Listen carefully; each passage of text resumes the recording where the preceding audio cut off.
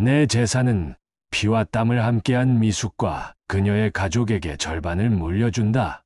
장례식장 스크린에서 흘러나온 고인의 음성이 친척들을 얼어붙게 만들었습니다. 평생 가난하다며 무시받던 박미숙, 그 순간 모든 것이 뒤바뀌었죠. 하지만 더 놀라운 반전이 기다리고 있었습니다. 해외에 있다던 그의 아들이 변호사 정장을 입고 나타난 것입니다. 이미 공증 완료된 유언장입니다. 이 놀라운 순간이 어떻게 시작되었을까요? 모든 이야기는 바로 그날 아침부터 시작되었습니다. 9월의 선선한 아침 공기가 장례식장 주변을 맴돌고 있었습니다. 박미숙은 손에 들린 작은 국화 꽃다발을 꽉 움켜쥐며 깊은 숨을 들이마셨어요. 62년을 살아오면서 이런 자리가 처음은 아니었지만 오늘은 왠지 모르게 심장이 빨리 뛰었습니다. 아버지와의 마지막 인사를 위해 온 길이었는데 벌써부터 마음이 무거웠어요. 미숙은 장례식장 현관문 앞에서 잠시 멈춰 섰습니다.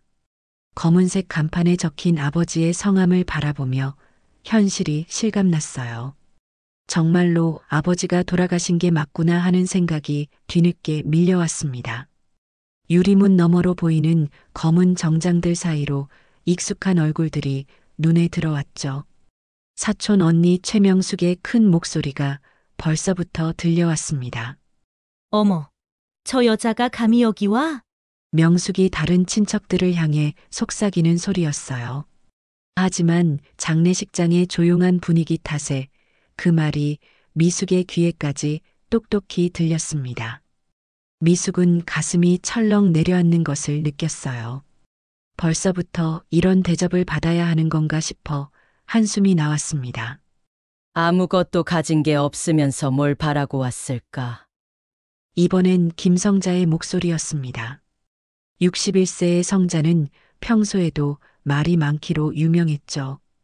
특히 남의 험담을 할 때면 목소리가 한 톤씩 높아지곤 했어요.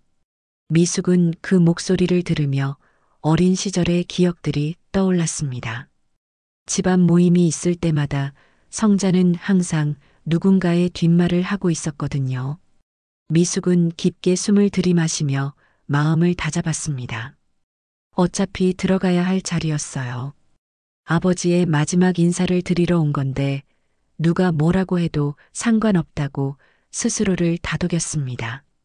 하지만 손은 여전히 떨리고 있었어요. 장례식장 문을 열고 들어서자 대화 소리가 뚝 끊어졌습니다. 마치 연극 무대에서 막이 오르는 순간처럼 모든 시선이 미숙에게 집중되었어요. 미숙은 고개를 들고 당당히 걸어갔습니다. 하지만 속으로는 온몸이 떨리고 있었죠. 친척들의 시선이 따가웠어요. 영정사진 앞에 도착한 미숙은 조용히 무릎을 꿇고 절을 올렸습니다. 아버지의 온화한 미소가 사진 속에서 그를 내려다보고 있었어요. 젊은 시절의 아버지 모습이 담긴 그 사진을 보니 갑자기 눈물이 날 것 같았습니다. 미숙은 꽃다발을 정성스럽게 놓고 두 손을 모았어요. 아버지, 미숙이가 왔어요. 이제야 인사드리러 왔네요. 마음속으로 중얼거리는 미숙의 목소리에는 애절함이 묻어났습니다. 아버지가 살아계실 때 자주 찾아뵙지 못했던 것이 평생의 한으로 남아 있었거든요. 경제적 형편이 어려워서 명절에도 빈손으로 갈 수밖에 없었던 날들이 떠올랐어요. 뒤편에서는 친척들의 수군거리는 소리가 계속 들려왔습니다. 미숙의 귀에는 그 소리들이 마치 벌떼 소리처럼 웅웅거렸어요. 저런 옷도 몇 년 된 것 같은데. 새 옷 한 벌 사 입을 돈도 없나 봐. 남편이 사업 망해서 빚더미에 앉았다던데 그 빚 아직도 못 갚았을걸? 애는 해외에 나가 있다고 하더니 장례식에도 안 오네. 효도는 글렀구먼. 미숙은 귀를 막고 싶었지만 참았습니다. 여기서 감정적으로 반응하면 더 큰 화를 부를 것 같았어요. 대신 아버지의 영정사진만 바라보았습니다. 사진 속 아버지는 여전히 따뜻한 미소를 짓고 있었어요. 향을 피우며 미숙은 어린 시절을 떠올렸습니다. 시장에서 채소 장사를 하시던 아버지가 힘들어 하실 때마다 곁에서 도왔던 기억들이 선명하게 살아났어요. 다른 형제들은 공부하느라 바빴지만 미숙만은 항상 아버지 옆에 있었죠. 추운 겨울 새벽에도 더운 여름 한낮에도 아버지와 함께 시장을 지켰던 시간들이 생생했습니다. 그때는 왜 나만 시장 일을 도와야 했을까? 어린 시절에 원망스러웠던 감정이 다시 올라왔어요. 친구들은 학원에 가고 놀러 다닐 때 자신만 시장에서 일해야 했던 게 서러웠거든요. 하지만 이제는 그 시간들이 아버지와 함께했던 소중한 추억이라는 것을 알고 있었습니다. 아버지의 굵은 손이 자신의 머리를 쓰다듬던 기억이 따뜻하게 느껴졌어요. 미숙이 향을 다 피우고 일어서려는 순간 명숙이 큰 소리로 말했습니다. 이제 상속 얘기를 해야 하는 거 아니야? 아버지가 남겨주신 것들을 어떻게 나눌지 말이지. 갑작스러운 말에 미숙은 몸을 굳혔어요. 상속 얘기라니 벌써부터 그런 이야기를 한다는 것이 마음에 걸렸습니다. 아버지가 돌아가신 지 얼마나 됐다고 벌써 재산 이야기를 하는 건가요? 성자가 맞장구를 쳤어요. 맞아. 빨리 정리해야지. 그런데 누가 뭘 받을 자격이 있는지부터 따져봐야 하는 거 아닌가? 두 사람의 시선이 자연스럽게 미숙에게 향했습니다. 그 시선에는 노골적인 배제의 의미가 담겨 있었어요. 미숙은 그 시선들을 받으며 가슴이 답답해졌습니다. 미숙은 마음속으로 생각했어요. 정말로 자신은 아무 자격이 없는 걸까요? 비록 경제적으로 도움을 드리지는 못했지만 마음만은 항상 아버지 곁에 있었는데 말이죠. 하지만 여기서 감정적으로 반응하면 안 된다는 것을 알고 있었습니다. 대신 조용히 영정사진을 다시 한번 바라보았어요. 아버지의 눈빛이 평소보다 더 따뜻해 보였습니다. 마치 괜찮다, 미숙아. 모든 게 다 잘 될 거야 라고 말하는 것 같았어요. 미숙은 마음을 가다듬고 친척들이 앉아있는 쪽으로 걸어갔습니다. 빈 의자 하나를 찾아 조용히 앉았어요.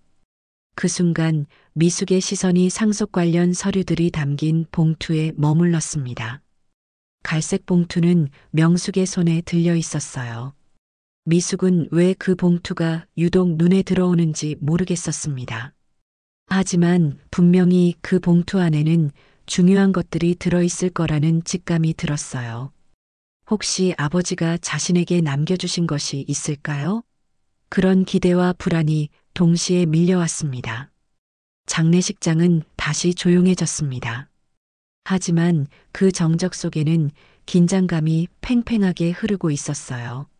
미숙은 자신도 모르게 주먹을 꽉 쥐고 있었습니다. 앞으로 어떤 일이 벌어질지 알 수 없었지만 무엇이든 받아들일 준비를 해야겠다고 다짐했어요. 점심시간이 되자 친척들은 장례식장 옆 식당으로 자리를 옮겼습니다. 둥근 테이블 여러 개가 놓여 있는 식당에서 사람들은 자연스럽게 무리를 이뤄 앉았어요. 미숙은 어디에 앉아야 할지 몰라 잠시 입구에 서 있었습니다. 다른 사람들은 이미 자리를 잡고 앉아 있는데 자신만 혼자 서 있으니 더욱 초라해 보였어요. 명숙과 성자는 이미 한 테이블에 앉아서 다른 친척들과 이야기를 나누고 있었어요. 그들의 웃음소리가 식당 안에 울려 퍼졌습니다. 미숙이 그쪽으로 다가가려고 하자 명숙이 빤히 쳐다보았어요. 그 눈빛에는 명백한 거부감이 드러나 있었습니다. 어머, 여기는 자리가 다 찼네. 저쪽에 빈 테이블 있으니까 거기 앉으면 어떨까? 명숙의 말에는 노골적인 거부감이 드러나 있었어요. 사실 그 테이블에는 빈자리가 하나 있었지만 명숙은 미숙을 앉히고 싶지 않았던 거죠. 미숙은 얼굴이 화끈거렸지만 아무 말 하지 않았습니다. 여기서 시비를 걸면 더 큰 문제가 될 것 같았어요. 대신 조용히 구석진 테이블로 걸어가 혼자 앉았어요. 텅 빈 테이블에 혼자 앉아 있으니 더욱 쓸쓸했습니다. 다른 테이블에서는 웃음소리가 계속 들려왔어요. 미숙은 혼자서 물만 마시며 시간을 보냈습니다. 목이 마른 것도 아닌데 자꾸 물을 마셨어요. 음식이 나와도 입맛이 없었습니다. 평소에 좋아하던 음식들이었는데도 모래를 씹는 것 같았어요. 다른 테이블에서 들려오는 이야기 소리가 귀에 거슬렸습니다. 혼자 앉아 있으니 모든 소리가 더 크게 들리는 것 같았어요. 그런데 미숙은 아들 하나 잘 키웠다며? 갑자기 명숙의 큰 목소리가 식당 전체에 울렸어요. 미숙은 깜짝 놀라며 고개를 들었습니다. 왜 갑자기 자신의 이야기를 하는 건가요? 어디 변호사라지. 그런데 왜 아버지 장례식에는 안 온 거야? 명숙의 질문에 다른 친척들도 관심을 보였어요. 모든 시선이 다시 미숙에게 집중되었습니다. 미숙은 목이 말랐지만 대답해야 했어요. 해외 출장 중이에요. 급한 일이 생겨서 못 온다고 하더라고요. 미숙의 목소리는 작고 떨렸습니다. 사실 아들 준호는 정말 중요한 국제소송권을 담당하고 있어서 한국을 떠날 수 없는 상황이었어요. 하지만 그런 설명을 해봤자 이해해줄 사람은 없을 것 같았습니다. 아, 그래. 변호사면 돈도 많이 벌 텐데 왜 엄마는 이렇게 궁상맞게 살아? 성자가 끼어들었습니다. 그 말에 다른 사람들도 웃음을 터뜨렸어요. 미숙은 얼굴이 빨갛게 달아올랐습니다. 궁상맞다는 말이 가슴에 박혔어요. 변호사라고 다 잘 사는 건 아니잖아. 요즘 변호사도 너무 많아서 힘들다던데. 그래도 일반 사람들보다는 낫지 않을까? 그런데 왜 엄마를 이렇게 내버려 두는 거지? 친척들의 대화가 계속되는 동안 미숙은 고개를 숙이고 있었습니다. 아들 이야기가 나올 때마다 가슴이 뿌듯하면서도 한편으로는 미안했어요. 정말 바쁜 일 때문에 오지 못한 건데 이렇게 험담거리가 될 줄은 몰랐거든요. 근데 남편은 어떻게 됐어? 사업 망했다고 들었는데. 그 뒤로는 뭐 하고 사는 거야? 이번에는 더욱 민감한 이야기였어요. 미숙의 얼굴이 하얗게 변했습니다. 남편의 사업 실패는 미숙에게 가장 아픈 기억 중 하나였거든요. 그건 옛날 일이에요. 지금은 다른 일 하고 계시고요. 미숙은 최대한 담담하게 대답하려고 했지만 목소리가 떨렸어요. 빚은 다 갚았어. 그때 많이 졌다던데. 은행에서 온 사람들이 집까지 찾아왔다고 하던데. 성자의 질문이 계속 이어졌어요. 미숙은 더 이상 대답하고 싶지 않았습니다. 그 시절의 기억들이 떠올라 가슴이 아팠어요. 네, 다 정리됐어요. 짧게 대답하고는 다시 고개를 숙였어요. 하지만 친척들의 수군거림은 멈추지 않았습니다. 그래도 힘들겠네. 남편은 일용직이고 아들은 아직 자리 잡지 못했을 텐데. 요즘 변호사 시험 합격해도 취업 안 되는 사람들이 많다잖아. 그냥 간판만 변호사인 거 아냐? 미숙은 참을 수 없었어요. 다른 건 몰라도 아들을 폄하하는 말까지 듣고 있을 순 없었습니다. 미숙의 목소리에 힘이 들어갔어요.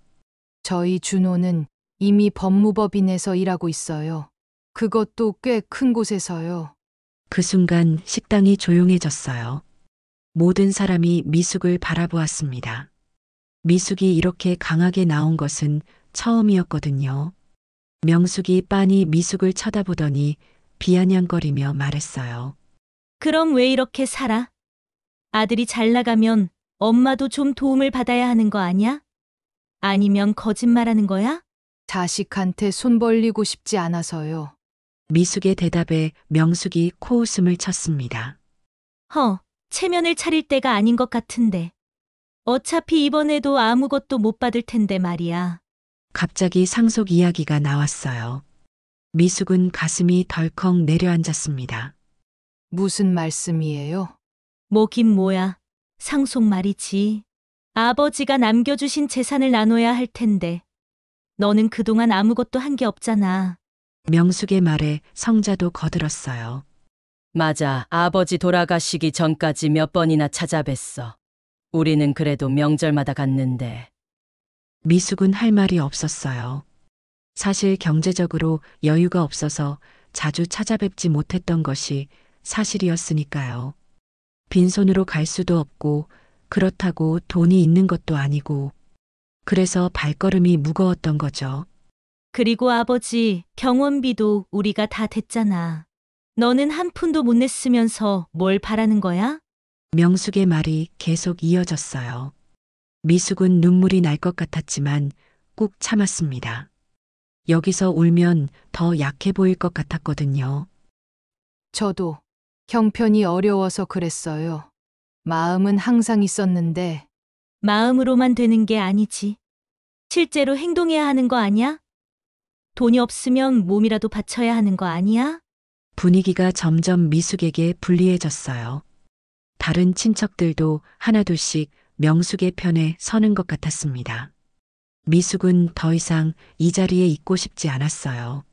하지만 일어날 수도 없었습니다. 그러면 정말 도망치는 것처럼 보일 테니까요. 그때 장례식장 운영자인 이민호가 식당에 들어왔습니다. 민호는 미숙과 같은 학교를 다닌 동창이었어요. 오랜만에 만난 반가운 얼굴이었습니다. 식사들 하고 계시는군요. 오후에 문상객들이 좀 더 오실 예정이니까 미리 준비해 두시면 좋을 것 같아요. 민호의 말에 사람들이 고개를 끄덕였어요. 그리고 자연스럽게 대화 주제가 바뀌었습니다. 미숙은 안도의 한숨을 쉬었어요. 민호가 나타나지 않았다면 더 곤란한 상황이 될 뻔했습니다. 민호는 미숙에게 살짝 미소를 보냈어요. 오랜 친구로서 미숙의 상황을 이해하고 있는 것 같았습니다. 그 미소에는 힘내라는 응원의 메시지가 담겨 있었어요. 미숙은 그 미소에서 조금의 위로를 받았어요. 적어도 이곳에 자신의 편이 한 명은 있다는 생각이 들었습니다. 민호는 어린 시절부터 미숙의 사정을 잘 알고 있는 사람이었거든요. 오후가 되자 본격적인 상속 이야기가 시작되었습니다. 명숙이 가져온 갈색 봉투에서 서류들이 하나씩 꺼내졌어요. 부동산 등기부등본과 통장 사본, 그리고 각종 증서들이 테이블 위에 차례로 놓였습니다. 미숙은 그 서류들을 바라보며 가슴이 뛰는 것을 느꼈어요. 아버지가 평생 모은 재산들이 거기 담겨 있었거든요. 자, 이제 정리해보자. 아버지가 남겨주신 집이 하나 있고, 예금이 조금 있어. 명숙이 서류들을 하나씩 펼쳐 보이며 설명했어요.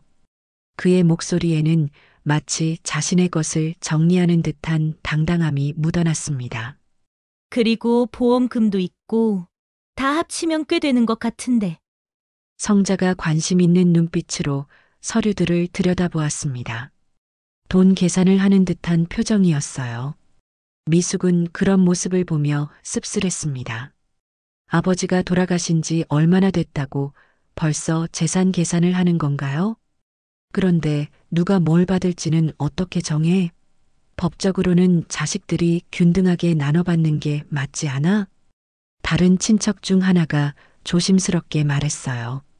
그 말에 명숙의 표정이 순간 굳어졌습니다. 균등하게. 그게 말이 되는 소리야? 그동안 누가 아버지를 모셨는데? 명숙의 목소리가 높아졌어요. 마치 자신의 권리를 침해받았다는 듯한 반응이었습니다. 미숙은 그동안 뭘 했어? 아프셔도 병원 한 번 안 갔으면서 무슨 자격으로 똑같이 받겠다는 거야? 미숙은 할 말이 없었어요. 사실이었으니까요. 경제적 형편 때문에 아버지를 제대로 돌보지 못했던 것이 평생의 한이었습니다. 병원에 모시고 가고 싶었지만 그럴 여유가 없었어요. 그리고 병원비도 다 우리가 댔잖아. 장례 비용도 마찬가지고. 성자가 맞장구를 쳤어요. 맞아. 그런데 이제 와서 똑같이 나눠달라고? 그건 너무 뻔뻔하지 않아? 친척들의 시선이 모두 미숙에게 쏠렸습니다. 그 시선들이 따가웠어요. 마치 법정에서 죄인이 된 기분이었습니다. 미숙은 입을 열려고 했지만 목소리가 나오지 않았습니다. 무엇을 말해도 변명처럼 들릴 것 같았어요. 가슴 한구석이 답답하고 무거웠습니다. 그럼 미숙 몫은 없다는 거야? 누군가가 조심스럽게 물었습니다. 그 말에 미숙의 심장이 쿵 내려앉았어요. 당연하지. 아무것도 한 게 없는데 뭘 받겠다는 거야? 명숙의 답은 단호했어요. 마치 이미 결정된 일인 양 말했습니다. 그래도 혈육인데 아예 안 주는 건 좀. 혈육이면 뭐해? 의무를 다하지 않았는데. 성자가 명숙의 편을 들었습니다. 두 사람의 연합된 공격에 미숙은 숨이 막힐 것 같았어요. 미숙은 눈앞이 캄캄해졌습니다. 정말로 아무것도 받을 수 없는 건가요? 아버지가 그것을 원하셨을까요? 마음속에서 어린 시절의 기억들이 떠올랐어요. 아버지와 함께 시장에서 보냈던 그 많은 시간들, 아버지가 힘들어 하실 때 곁에서 도왔던 날들. 그때 성자가 미숙 앞에 놓인 서류 하나를 집어들었습니다. 그것은 아버지의 통장 사본이었어요. 너는 아무것도 못 가져. 이런 것도 볼 필요 없어. 성자가 그 서류를 찢어버리려고 손을 들어 올렸어요. 미숙은 그 순간 무언가가 치밀어 오르는 것을 느꼈습니다. 잠깐요. 미숙이 처음으로 큰 소리를 냈습니다. 모든 사람이 깜짝 놀라며 미숙을 바라보았어요. 미숙 자신도 놀랐습니다. 이렇게 큰 소리를 낼 줄 몰랐거든요. 그건 아버지 것이에요. 함부로 찢으면 안 돼요. 미숙의 목소리는 떨리고 있었지만 단호했습니다. 아버지의 유품을 함부로 다루는 것만은 용납할 수 없었어요. 뭘 보고 그러는 거야? 어차피 너 몫은 없다고 했잖아. 성자가 비웃으며 말했어요.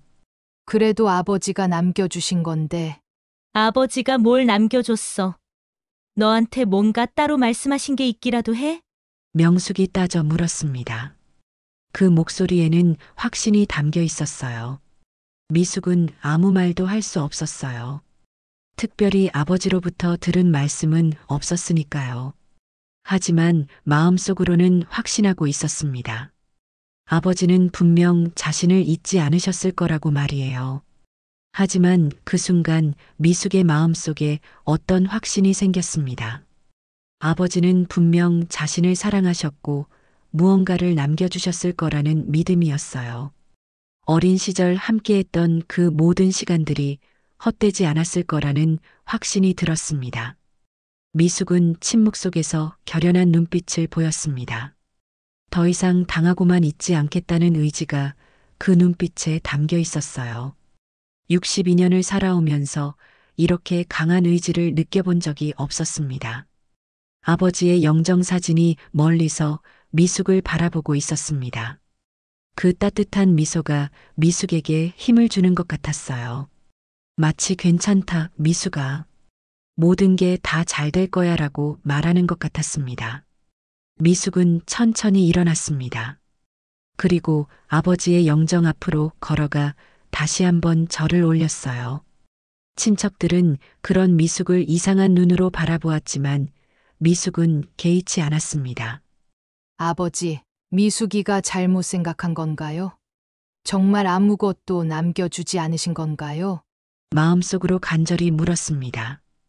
그 순간 바람에 흔들린 향의 연기가 미숙의 볼을 스쳤어요. 마치 아버지가 대답해 주시는 것 같았습니다. 미숙은 다시 자신감을 되찾았어요. 분명히 아버지는 자신을 잊지 않으셨을 거라는 확신이 들었습니다. 그 확신이 미숙의 마음을 단단하게 만들어 주었어요. 미숙이 영정 앞에서 일어나 돌아서는 순간 장례식장 문이 조용히 열렸습니다. 이민호가 들어왔어요. 그의 표정이 평소와 달리 심각해 보였습니다. 손에는 무언가 중요해 보이는 서류를 들고 있었어요. 미숙은 민호의 표정에서 뭔가 특별한 일이 일어날 것 같은 예감을 느꼈습니다. 민호는 장례식장 안을 둘러보며 상황을 파악했어요. 친척들이 상속 이야기로 미숙을 몰아세우고 있는 것을 한눈에 알 수 있었습니다. 그의 얼굴에 안타까움이 스쳤어요.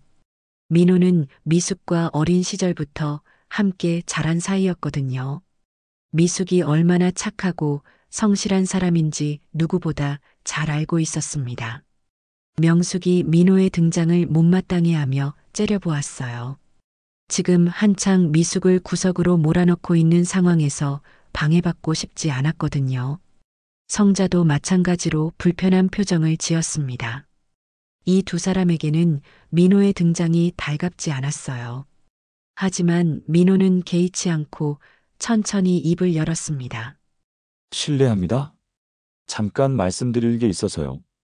그 말을 듣는 순간 명숙이 짜증스럽게 반응했어요. 민호의 등장이 자신의 계획을 방해하는 것 같아서 기분이 나빴거든요. 성자도 못마땅하다는 듯 눈살을 찌푸렸습니다. 민호는 친척들의 시선을 받으며 조심스럽게 말을 이어갔어요. 그의 목소리에는 확신이 담겨 있었습니다. 고인께서 생전에 제게 부탁하신 말씀이 있어서요. 그 말에 친척들 사이에서 술렁임이 일었어요.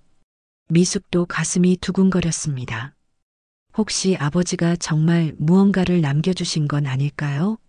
그런 기대와 불안이 동시에 밀려왔어요. 민호는 아버지가 병원에 입원해 계실 때의 일을 회상했어요.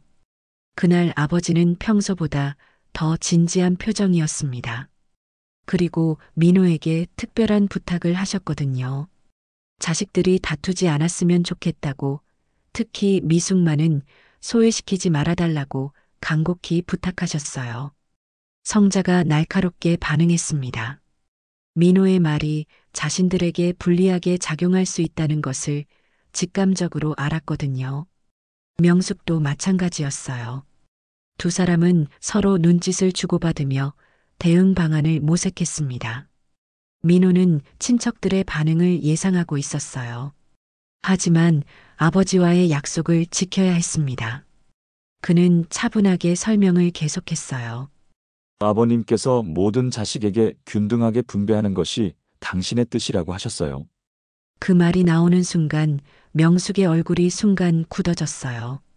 자신의 계획이 틀어질 수도 있다는 불안감이 엄습했습니다. 지금까지 미숙을 배제한 채 상속을 나누려고 했는데 갑자기 이런 이야기가 나오다니. 명숙은 목소리를 떨며 반박했어요. 하지만 그 떨림에는 불안함이 고스란히 드러나 있었습니다. 성자도 마찬가지로 당황한 기색이 역력했어요. 민호는 아버지가 병원에서 하신 말씀을 자세히 전했어요. 아버지는 그날 미숙 이야기를 많이 하셨습니다. 어린 시절 시장에서 함께 일했던 추억들, 힘들 때마다 곁에 있어줬던 미숙의 마음씨에 대해 말씀하셨어요. 그리고 경제적으로는 도움을 받지 못했지만 그것이 미숙의 잘못이 아니라는 것도 분명히 하셨습니다. 미숙은 민호의 말을 들으며 눈물이 날 것 같았습니다. 역시 아버지는 자신을 잊지 않으셨구나 싶었어요. 그동안 느꼈던 죄책감과 미안함이 조금씩 풀리는 것 같았습니다. 성자가 따지듯 물었지만 민호는 흔들리지 않았어요. 오히려 더욱 차분하게 설명을 이어갔습니다. 그의 태도에서 진실성이 느껴졌어요. 명숙은 쉽게 믿으려 하지 않았습니다. 자신의 기득권이 흔들릴 수도 있다는 위기감 때문이었어요. 하지만 민호의 확고한 태도 앞에서 점점 설득력을 잃어가고 있었습니다. 민호는 마침내 결정적인 증거를 꺼내들었어요. 그것은 아버지의 필체로 쓰여진 작은 메모였습니다. 종이는 누렇게 변해 있었지만 글씨는 선명했어요. 떨리는 손글씨였지만 분명히 미숙에게도 똑같이라고 적혀 있었습니다. 그 메모를 본 순간 미숙은 눈물을 참을 수 없었습니다. 아버지의 친필이었거든요. 아버지가 정말로 자신을 생각해주고 계셨다는 확실한 증거였어요. 그동안의 서러움과 억울함이 한꺼번에 풀리는 것 같았습니다. 명숙은 여전히 의심스러워했지만 더 이상 강하게 반박할 수 없었어요. 아버지의 친필 메모 앞에서는 함부로 말할 수 없었거든요. 성자도 마찬가지로 당황한 기색이 역력했습니다. 민호는 차분히 상황을 정리했어요. 법적 효력은 없을지 몰라도 아버지의 뜻은 분명하다고 말했습니다. 그 말에 친척들도 점점 수긍하는 분위기로 바뀌어 갔어요. 미숙은 그 메모를 바라보며 가슴이 벅찼습니다.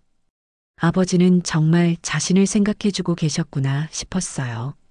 마음 한구석에서 따뜻한 무언가가 올라왔습니다. 다른 친척들도 하나둘 민호의 말에 설득당하고 있었어요.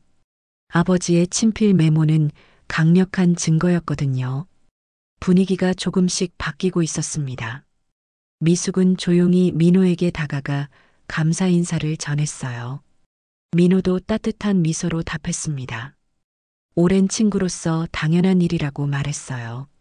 명숙과 성자는 여전히 못마땅해했지만 더 이상 반박할 근거가 없었어요. 아버지의 뜻이 명확히 드러난 상황에서는 어쩔 수 없었거든요. 하지만 이것은 시작에 불과했어요. 더 큰 반전이 기다리고 있었으니까요. 명숙은 한동안 침묵하며 상황을 지켜보고 있었습니다. 민호의 증언과 아버지의 메모 때문에 분위기가 자신에게 불리하게 돌아가는 것을 느꼈어요. 하지만 명숙은 쉽게 포기할 사람이 아니었습니다. 평생 자존심이 강했던 그가 이대로 물러설 리 없었죠. 명숙은 마음속으로 반격을 준비하고 있었어요. 미숙을 완전히 구석으로 몰아넣을 수 있는 무언가를 찾고 있었습니다.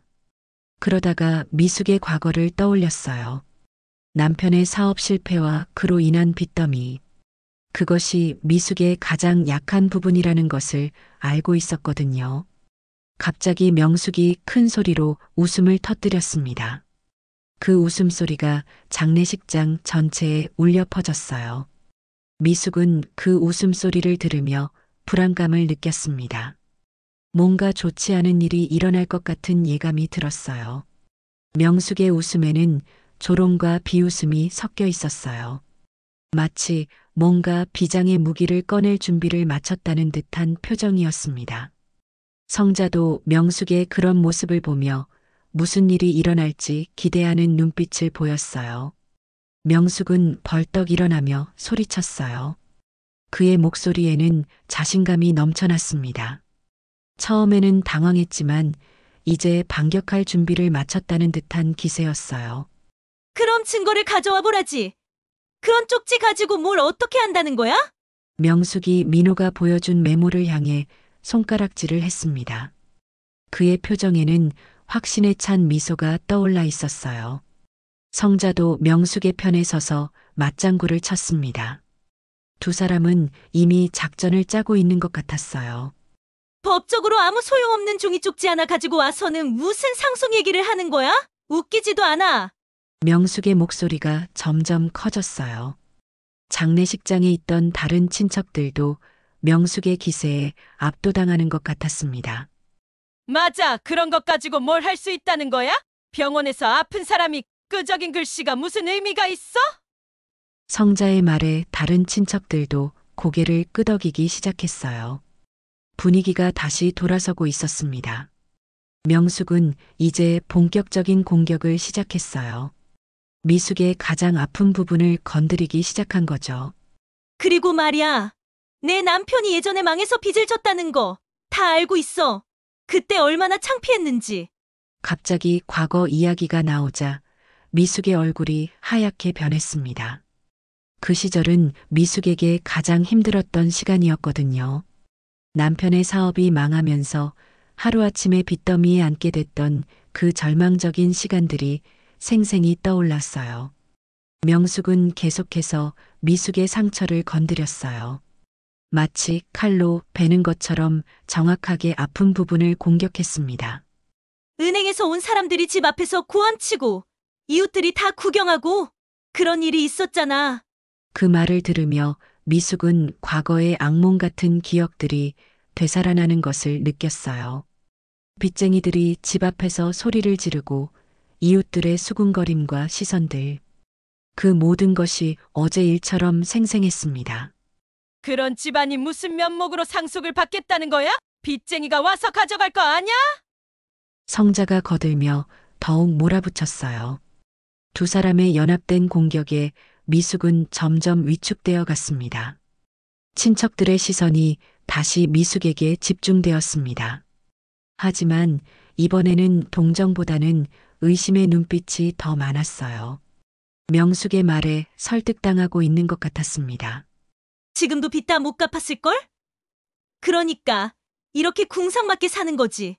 그 말에 미숙은 가슴이 답답해졌어요. 사실 아직 완전히 빚을 다 갚지 못한 상태였거든요. 명숙은 여기서 멈추지 않고 더 큰 공격을 준비하고 있었어요. 미숙의 아들에 대한 이야기였습니다. 그리고 내 아들 말인데 정말 변호사야? 요즘 가짜 변호사도 많다던데.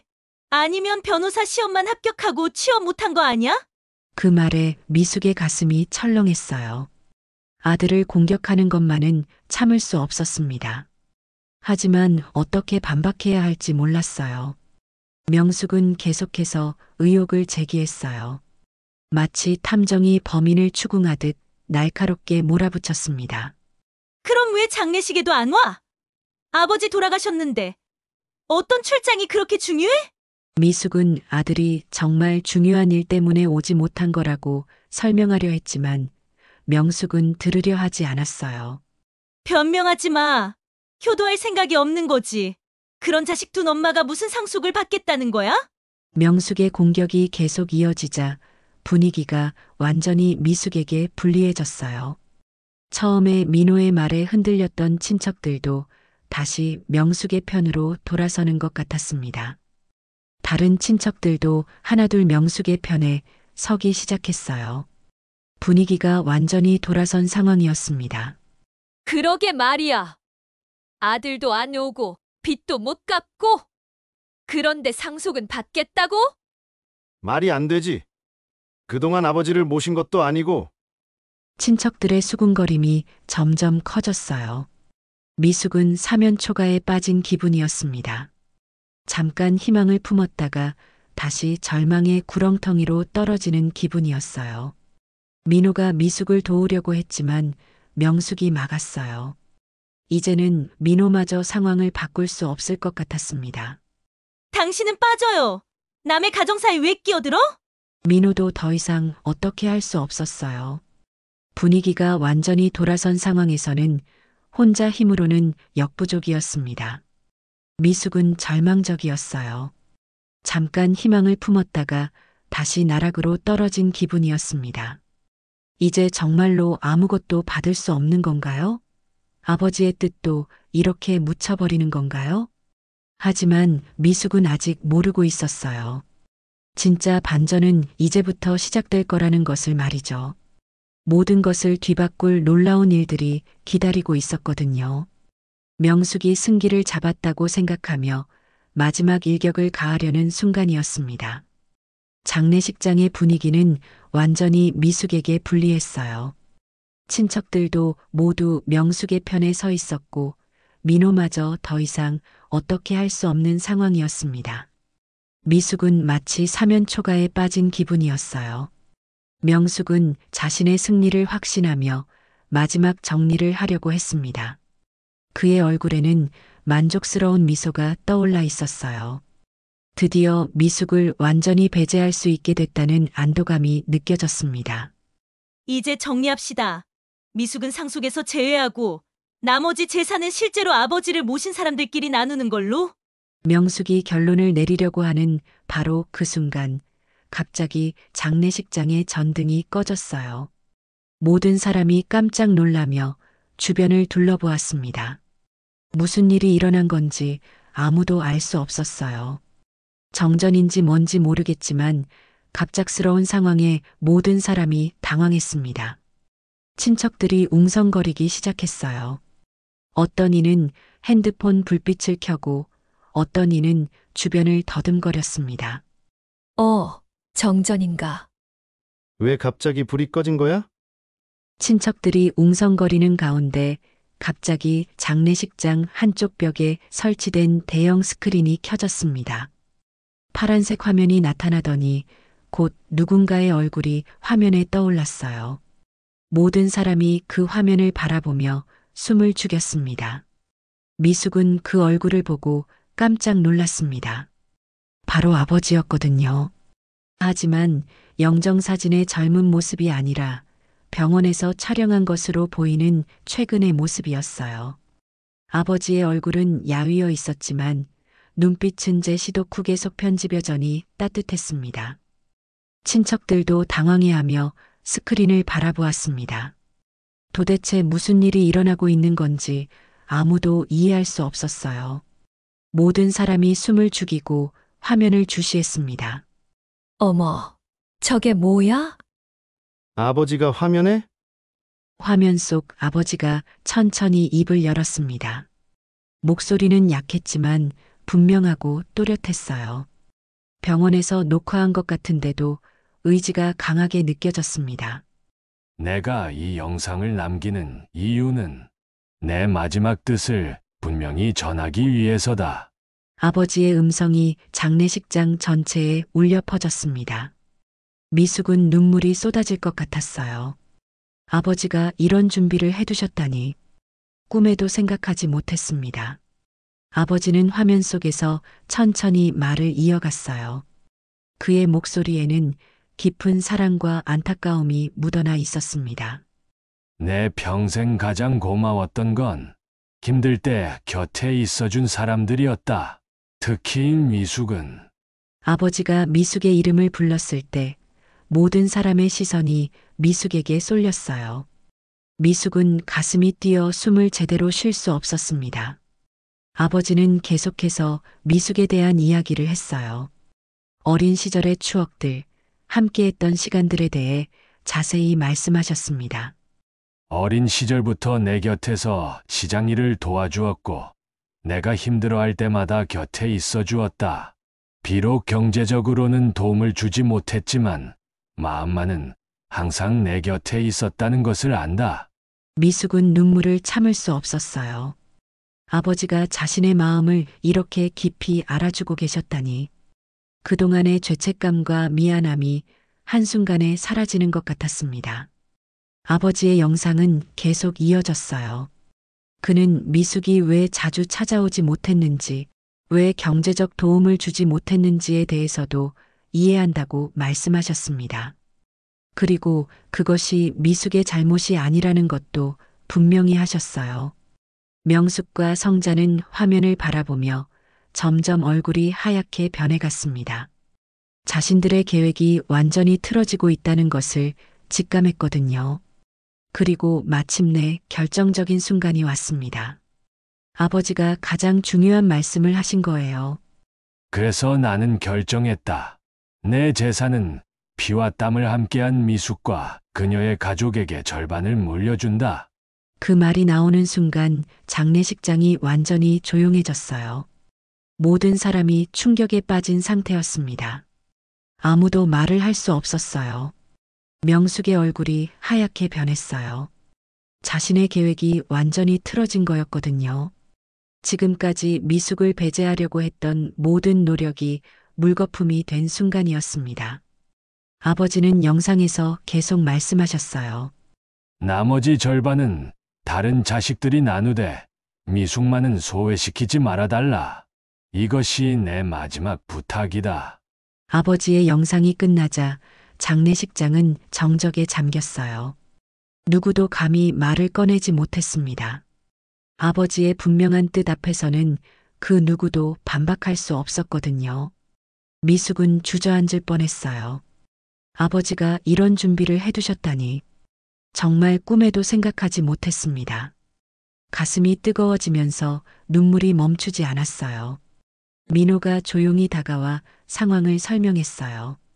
아버지가 병원에서 마지막에 이 영상을 촬영하셨고 자신에게 적절한 때에 틀어달라고 부탁하셨다는 것을 말이죠. 민호의 설명에 모든 사람이 고개를 끄덕였어요. 이제야 상황이 이해됐습니다. 아버지가 이 모든 것을 계획하고 준비하셨던 거였어요. 명숙이 떨리는 목소리로 마지막 저항을 시도했지만 더 이상 누구도 그의 말에 동조하지 않았어요. 아버지의 분명한 뜻이 담긴 영상을 본 후였거든요. 미숙은 아버지의 영정 사진을 바라보며 깊이 절을 올렸어요. 마음속으로 감사의 인사를 드렸습니다. 하지만 놀라운 것은 이것으로 끝이 아니었다는 거예요. 더 큰 반전이 아직 남아 있었거든요.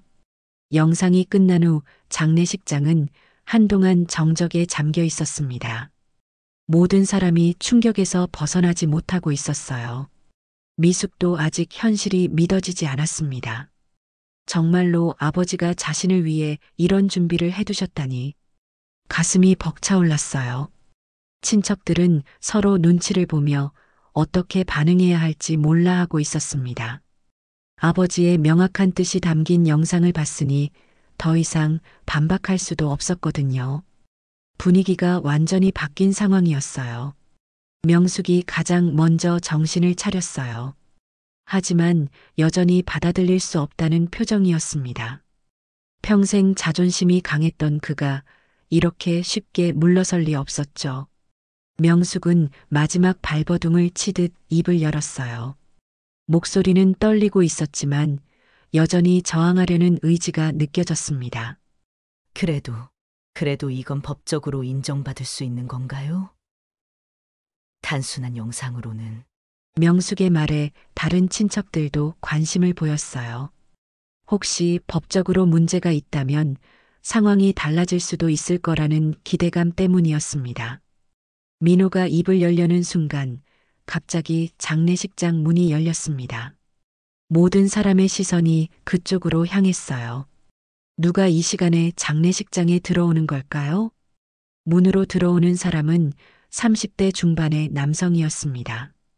키가 크고 잘 정돈된 검은색 정장을 입고 있었어요. 손에는 고급스러운 검은색 서류 가방을 들고 있었습니다. 그의 전체적인 모습에서는 전문직 종사자의 품격이 느껴졌어요. 미숙은 그 모습을 보고 깜짝 놀라며 자리에서 벌떡 일어났습니다. 그 사람이 누구인지 알아봤거든요. 준호야! 미숙의 외침에 모든 사람이 놀랐어요. 해외에 있다던 미숙의 아들이 나타난 거였거든요. 친척들은 서로 얼굴을 바라보며 수군거리기 시작했습니다. 박준호는 차분한 표정으로 장례식장을 둘러보았어요. 그리고 어머니 미숙에게 다가가 깊이 절을 올렸습니다. 그의 모든 행동에서는 침착함과 예의가 느껴졌어요. 준호는 먼저 할아버지의 영정 앞으로 걸어갔습니다. 그리고 정중히 절을 올리며 마음속으로 인사를 드렸어요. 할아버지가 돌아가셨다는 소식을 듣고 모든 일정을 미루고 달려왔던 거였습니다. 절을 마친 준호는 천천히 돌아서서 친척들을 바라보았어요.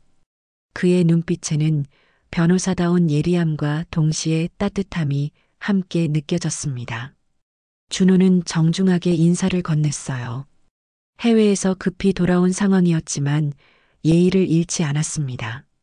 친척들이 어색하게 인사에 답했어요. 특히 명숙은 준호를 째려보고 있었습니다. 자신에게 불리한 상황에서 나타난 준호가 달갑지 않았거든요. 명숙이 비꼬듯 말했어요. 준호의 등장이 자신의 계획에 방해가 될 것 같아 미리 견제하려는 의도였습니다. 아, 변호사라는 그 아들이구나. 그런데 왜 이제 와? 벌써 상속 이야기 다 끝났는데. 준호는 명숙의 도발적인 말에도 전혀 동요하지 않았어요. 오히려 더욱 침착해 보였습니다. 수많은 법정 경험이 그를 단단하게 만들어준 거였어요.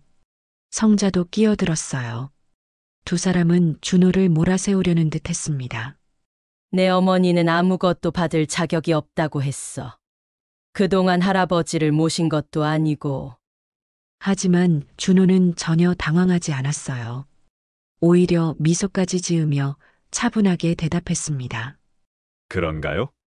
제가 알기로는 할아버지께서 분명한 뜻을 남기셨는데 민호가 나서서 방금 전 상황을 설명했어요. 고인이 남기신 영상을 봤다고 미숙에게 절반을 물려준다고 하셨다고 말이죠. 민호의 설명에 준호가 고개를 끄덕였어요. 그리고 잠시 생각에 잠긴 듯한 표정을 지었습니다. 그렇다면 문제 없군요. 하지만 혹시 법적 효력을 문제 삼으실 분이 계시다면 준호가 말을 하면서 서류 가방을 열었어요. 그리고 깔끔하게 정리된 서류들을 꺼냈습니다.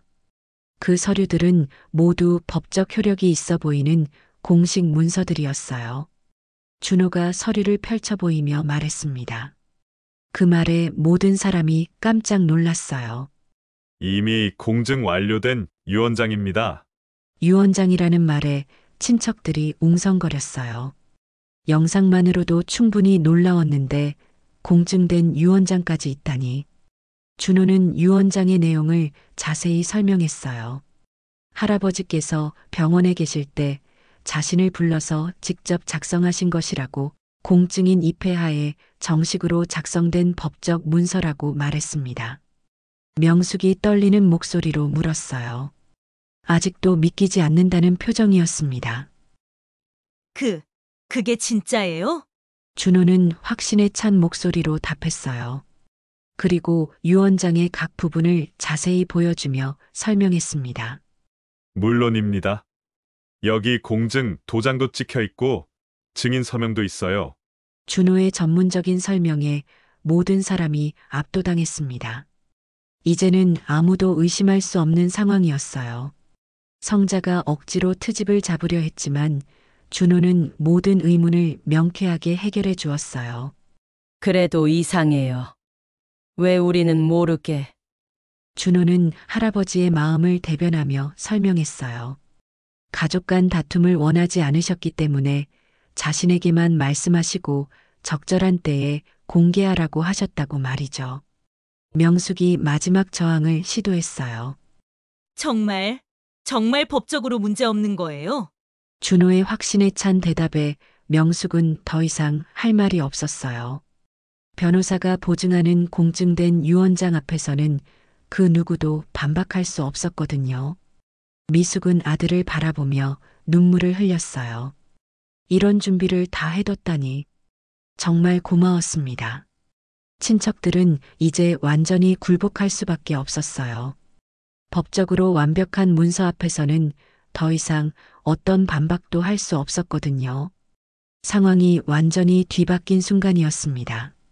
준호의 등장과 함께 상황이 완전히 정리되자 친척들은 하나둘 미숙에게 다가왔습니다. 아까까지 그렇게 차갑게 대하던 사람들이 이제는 어색한 미소를 지으며 사과의 말을 건넸어요.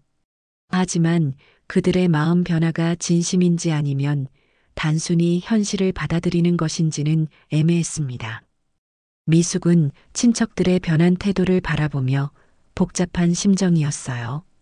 불과 몇 시간 전까지만 해도 자신을 무시하고 배제하려 했던 사람들이 이제는 친근하게 다가오고 있었거든요. 인간의 마음이란 참 변하기 쉬운 것 같다는 생각이 들었습니다. 친척들은 저마다 미숙에게 사과의 말을 건넸어요. 하지만 그 사과들은 진심이라기보다는 현실을 받아들이는 수준이었습니다. 갑자기 태도를 바꾸는 것이 쉽지 않을 테니까요. 미숙아, 미안해. 우리가 너무 성급했나 봐. 그러게 아버지 뜻이 그렇다면 어쩔 수 없지. 그들의 말에서는 진정한 반성보다는 어쩔 수 없다는 체념이 더 많이 느껴졌어요. 미숙은 그들의 마음을 다 이해하고 있었습니다. 명숙은 끝까지 인정하기 싫어했지만 결국 미숙 앞에 섰어요. 그의 얼굴에는 여전히 불만이 남아 있었지만 그래도 사과는 해야겠다는 의무감이 느껴졌습니다.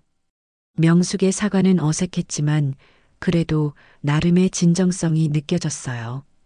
평생 자존심이 강했던 명숙이 이렇게 고개를 숙이는 것만으로도 큰 변화였거든요. 미숙은 명숙의 그런 모습을 보며 조금은 안타까운 마음이 들었습니다.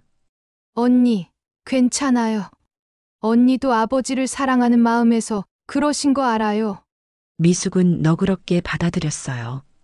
이미 모든 것이 해결된 상황에서 과거의 일로 감정을 상하게 할 필요는 없었거든요. 이제 남은 것은 화해와 용서였습니다. 성자도 멋쩍게 미숙에게 다가왔어요. 그도 평소 말이 많기로 유명했지만 지금은 무슨 말을 해야 할지 몰라 하는 것 같았습니다. 성자의 사과에도 미숙은 관대하게 반응했어요. 미숙의 포용력에 친척들도 감동받는 것 같았습니다. 이런 상황에서도 원한을 품지 않고 용서하는 미숙의 마음씨가 돋보였어요. 성자 언니도 괜찮아요. 다 지나간 일이에요. 준호는 할아버지의 영정 앞에서 다시 한번 절을 올리며 마음속으로 할아버지께 말씀드렸어요. 어머니를 지켜드렸다고 이제 편히 쉬시라고 말이죠. 그의 마음에는 할아버지에 대한 깊은 사랑과 존경이 담겨 있었습니다. 미숙도 아들 곁으로 다가가 함께 절을 올렸어요. 부자가 나란히 절하는 모습이 숙연해 보였습니다. 두 사람 모두 할아버지에 대한 감사한 마음으로 가득했어요. 미숙은 마음속으로 아버지께 깊은 감사를 표했습니다. 자신의 마음을 이렇게까지 알아주셨다는 것이 고마웠고 평생 감사하게 생각하겠다고 다짐했어요. 민호가 조용히 다가와 미숙의 어깨를 토닥였어요. 오랜 친구로서 미숙의 심정을 누구보다 잘 이해하고 있었거든요. 민호의 따뜻한 격려에 미숙은 또 한 번 감동받았어요. 이런 어려운 상황에서 자신의 편이 되어준 민호에게 깊은 고마움을 느꼈습니다. 고마워, 민호야. 내가 없었다면 어떻게 됐을지. 당연한 일이었어. 우리 오래된 친구잖아. 명숙이 결국 자리에서 일어나며 어색하게 말했어요. 아직은 상황을 완전히 받아들이기 어려웠던 모양입니다. 나는 먼저 가볼게. 아직은 좀 어색해서. 명숙은 끝까지 어색해했지만 그래도 완전히 등을 돌리지는 않았어요. 시간이 지나면 관계가 회복될 수 있을 거라는 희망이 보였습니다. 미숙도 명숙의 그런 마음을 이해했어요. 다른 친척들도 하나둘 인사를 하고 자리를 떠났어요. 각자 복잡한 마음을 안고 떠나는 것 같았습니다. 이제 장례식장에는 미숙과 준호, 그리고 민호만 남았어요. 조용해진 장례식장에서 준호가 어머니를 꽉 안아주었어요. 그동안 얼마나 힘드셨을지 알 수 있었거든요. 어머니, 그동안 정말 고생 많으셨어요. 준호의 따뜻한 포옹에 미숙은 그동안 참았던 감정이 터져나왔어요. 아들이 있어서 얼마나 든든한지 모르겠다고 말했습니다.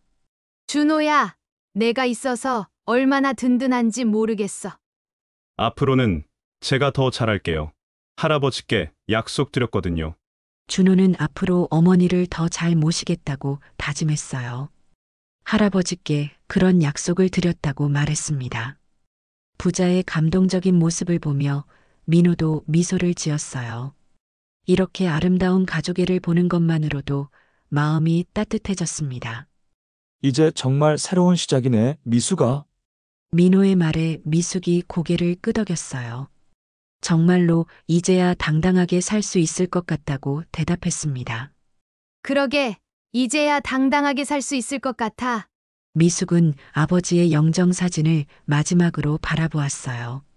사진 속 아버지는 여전히 따뜻한 미소를 짓고 있었습니다. 마치 잘했다, 미숙아. 이제 행복하게 살아라고 말하는 것 같았어요. 해가 저물어가는 장례식장에서 미숙은 눈물을 흘렸어요. 하지만 이번에는 슬픔의 눈물이 아니라 감사와 희망의 눈물이었습니다. 아버지의 사랑을 확인한 지금 모든 것이 달라 보였어요. 62년을 살아오면서 미숙은 이렇게 당당해 본 적이 없었어요. 항상 주눅 들고 위축되어 살았는데 이제는 다릅니다. 아버지의 사랑을 확인한 지금 미숙은 새로운 인생을 시작할 준비가 되어 있었습니다. 미숙의 얼굴에 떠오른 미소에는 눈물이 함께 어려 있었어요. 그 미소는 고통과 슬픔을 이겨낸 사람만이 지을 수 있는 아름다운 미소였습니다. 이야기는 이렇게 막을 내렸지만 미숙의 새로운 인생은 이제부터 시작될 것이었습니다. 아버지의 사랑에 힘입어 당당하고 행복하게 살아가는 미숙의 모습을 상상할 수 있었어요. 이렇게 박미숙의 인생이 완전히 바뀌었습니다. 62년간 무시받던 그가 마침내 아버지의 진정한 사랑을 확인한 순간이었죠. 때로는 세상이 우리를 외면해도 진짜 사랑하는 사람은 우리를 잊지 않습니다. 미숙이처럼 묵묵히 버텨낸 사람에게는 반드시 보상이 따르죠. 여러분도 힘든 순간이 있다면 미숙이를 기억해 보세요. 진심은 통하고 사랑은 결코 배신하지 않는다는 것을 말입니다. 오늘의 이야기가 마음에 드셨다면 구독과 좋아요 부탁드립니다. 댓글로 작은 감상평이나 어디서 듣고 계시는지 자유롭게 남겨주세요. 더 재밌고 좋은 영상으로 찾아뵙겠습니다. 귀로 넘기는 이야기였습니다. 감사합니다.